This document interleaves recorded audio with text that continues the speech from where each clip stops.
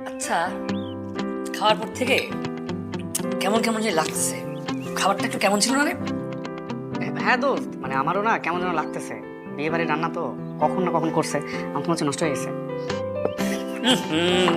আগে টের পেনে আসতে বল, কিন্তু অনেকে এখনো খায় নাই, খাবার দেখতেছে মাত্র।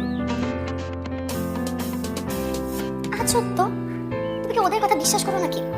খাও তো।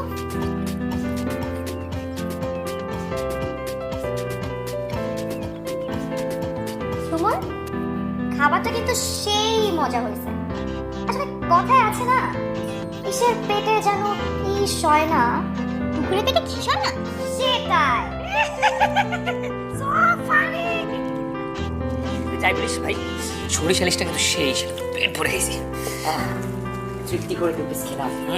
এই, আমি তো ইলিশ মাছটা পাইলামই না। তোরটা ওই যে দুই পিসও খেয়ে ফেলছে, এই জন্য তুই পাস নাই।